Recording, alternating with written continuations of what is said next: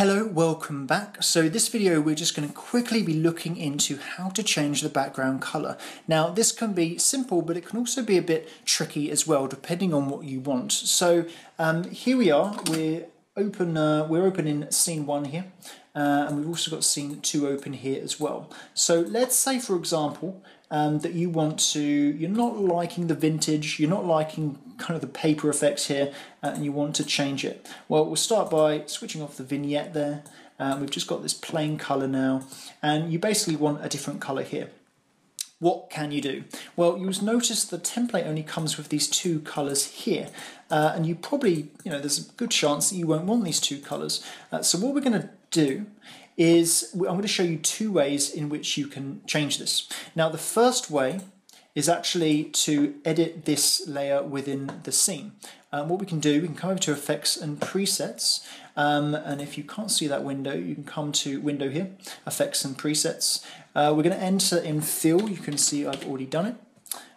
Fill there, the effect, and we're going to drag it over and just drop it on the background layer, and you can see it goes the default color, which is red, and then you can change it to any color you wish to your heart's content. So kind of a dark theme there.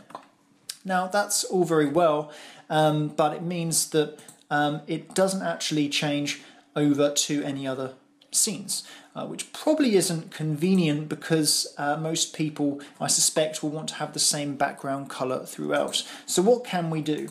Well, the most simple way to do it is just to copy and actually paste, right? And then we'll get rid of that. We'll come up here, we'll lose the vignette, and you can see we've got that exact same color. You can delete this and Bob's your uncle. Now the reason we can do this without using the Alt drag function, and if you're not familiar with that at the moment, it basically means that we can take a new layer and exchange it with an existing layer and take all the properties of that pre-existing layer. For example, the keyframes and the expressions. I show you that in, I think it's going to be called something like placeholders video, if you're not familiar with that. But the point is, we don't need to do it with the background, because the background is never animated. It's never, in fact, a 3D layer. Okay, it's just a very basic layer. So that's why that works. If you want something, if you don't want to mess around with copy and pasting every time, well, here's what you want to do.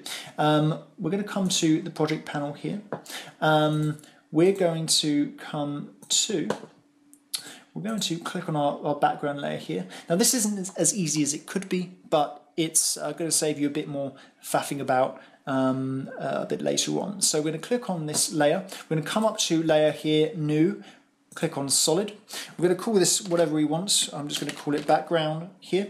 We're going to select our layer. For example, let's just say we want kind of a blue tint here, just like that. I'm going to click OK, and we're going to go OK, like so. Now you can see it's in here, and we've got the little thumbnail telling us that it's that color.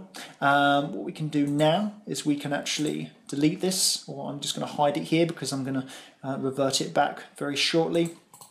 Right click on Reveal Layer in Source, or Reveal Layer Source in Project. It's going to probably pop up in a new folder that After Effects has created called Solids. You can leave it here if you wish, if organization isn't a top priority, or you can click and hold and then bring it up here, let it scroll, and then just drop it in your backgrounds, okay? And then we've got that new background there. And what you can do is just exchange it for every layer here, every other scene you have. So hold down Alt here, click and drag, and it's as simple as that, okay? And it's just going to take a little while.